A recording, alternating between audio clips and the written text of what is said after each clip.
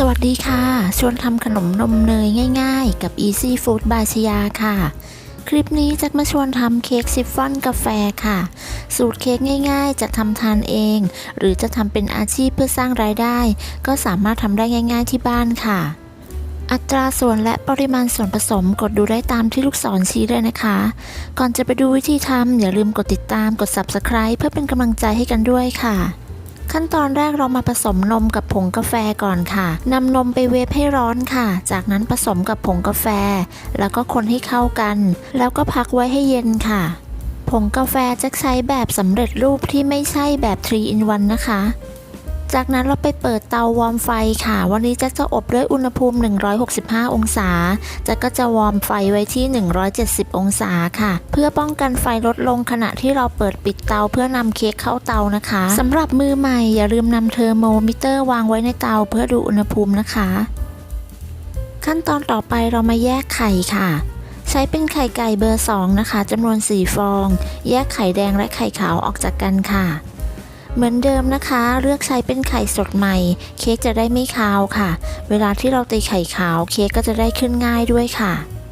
แยกไข่เสร็จแล้วเรามาผสมไข่แดงกันก่อนค่ะใส่น้ำตาลทรายและเกลือลงไปในไข่แดงจากนั้นใส่น้ำมันพืชลงไปค่ะหรือน้ำมันคาโนล่าหรือน้ำมันรำข้าวก็ได้ค่ะเสร็จแล้วคนส่วนผสมให้เข้ากันค่ะจากนั้นใส่นมกาแฟที่ผสมไว้และพักไว้จนเย็นแล้วลงไปค่ะเสร็จแล้วคนส่วนผสมให้เข้ากันค่ะพอคนส่วนผสมเข้ากันดีต่อไปเราก็จะใส่แป้งค่ะนำแป้งเค้กและผงฟูใส่ลงไปบนที่ร่อนจากนั้นร่อนแป้งและผงฟูลงไปในส่วนผสมค่ะพอร่อนแป้งเสร็จแล้วก็ใช้ตะกร้อมือคนส่วนผสมให้เข้ากันค่ะคนส่วนผสมให้เข้ากันจนไม่เหลือเม็ดแป้งจากนั้นใครจะใส่กลิ่นกาแฟหรือไม่ใส่ก็ได้ค่ะวันนี้แจ็คไม่ได้ใส่นะคะต่อไปเรามาตีไข่ขาวค่ะเตรียมครีมออฟทาท่าและน้ำตาลทรายให้พร้อมนะคะตีด้วยสปีดความเร็วกลางตีให้ขึ้นฟองหยาบเล็กน้อยจากนั้นใส่ครีมออฟทาท่าลงไปค่ะจากนั้นทยอยใส่น้ำตาลทรายลงไปน้ำตาลทรายจะแบ่งใส่3ครั้งนะคะแต่ละครั้งก็ให้ห่างกันประมาณ 20-30 วิหากใครไม่มีครีมออฟทาท่าก็สามารถใช้เป็นน้ำมะนาวหรือน้ำส้มสายชูแทนได้ค่ะตีไข่ขาวให้มีลักษณะเป็นสีขาวนวลเป็นริบบอนและตั้งยอดปานกลางประมาณนี้ก็ใช้ได้แล้วค่ะจากนั้นตีต่อด้วยความเร็วต่ำประมาณ30วิเพื่อไล่อากาศค่ะเสร็จแล้วเราจะนำไข่ขาวที่ได้ไปผสมกับส่วนผสมของไข่แดงค่ะโดยเราจะแบ่งใส่ไข่ขาวทั้งหมด3ครั้งค่ะแต่ละครั้งเมื่อใส่ไข่ขาวเสร็จแล้วก็ให้เราคนตะล่อมด้วยความเบามือค่ะทยอยใส่ไข่ขาวให้ครบทั้งหมดนะคะเราก็คนตะล่อมด้วยความเบามือค่ะถ้าใครไม่ถนัดใช้ตะกร้อมือก็สามารถใช้ไม้พายช่วยคนตะล่อมได้ค่ะหลังจากคนเข้ากันดีเราก็จะนำเค้กที่ได้ไปใส่ในพิมพ์เค้กค่ะวันนี้จะใช้เป็นพิมพ์เค้กขนาด2ปอนด์หรือประมาณ 7-8 นิ้วค่ะทาเนยที่ด้านล่างของพิมพ์จากนั้นวางกระดาษไขรองอบลงไปค่ะเทส่วนผสมลงไปในปริมาณ3/4ของพิมพ์เค้กค่ะจากนั้นก่อนนำเข้าอบให้เราเคาะเบาๆหรือตบที่ก้นพิมพ์เพื่อไล่อากาศค่ะเสร็จแล้วก็นำเข้าอบได้เลยค่ะ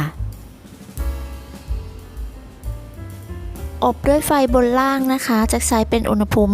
165องศาค่ะ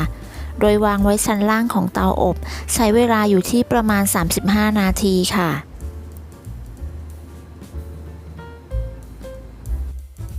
หลังจากเค้กสุกแล้วนะคะเมื่อเรานำเค้กออกมาจากเตาก็ให้เราเคาะเบาๆกับพื้นโต๊ะเพื่อให้เค้กเซตตัวค่ะจากนั้นพักไว้ให้เย็นค่ะหลังจากเค้กเย็นแล้วนะคะเมื่อจะนำเค้กออกจากพิมพ์ก็ให้เรากดเบาๆที่ด้านข้างเพื่อให้เค้กหลุดล่อนจากพิมพ์ค่ะแล้วก็คว่ำเค้กลงดึงกระดาษไขที่รองอบออกหากมีเศษเค้กเกาะอยู่ด้านข้างก่อนที่จะนำไปตกแต่งก็ให้เราใช้แปรงปัดออกให้หมดค่ะเ เค้กชิฟฟ่อนกาแฟสูตรนี้เนื้อนุ่มฟูหอมกาแฟสามารถนำไปตกแต่งเพิ่มเติมได้ตามต้องการเช่นเค้กกาแฟครีมสดเค้กกาแฟหน้านิ่มหรือจะทานเปล่าๆแบบไม่ตกแต่งก็อร่อยถูกใจค่ะเค้กชิฟฟ่อนกาแฟสูตรนี้ทำไม่ยากเพื่อนๆลองทำดูนะคะได้ผลยังไงก็มาคอมเมนต์คุยกันค่ะขอบคุณสำหรับการติดตามรับชมคลิปนี้นะคะถ้าเพื่อนๆชอบก็อย่าลืมกดไลค์กดแชร์กดติดตามเพื่อเป็นกำลังใจให้กันด้วยนะคะ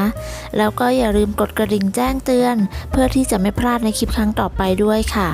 สำหรับคลิปนี้จะต้องลาไปก่อนพบกันใหม่ในคลิปหน้านะคะสวัสดีค่ะ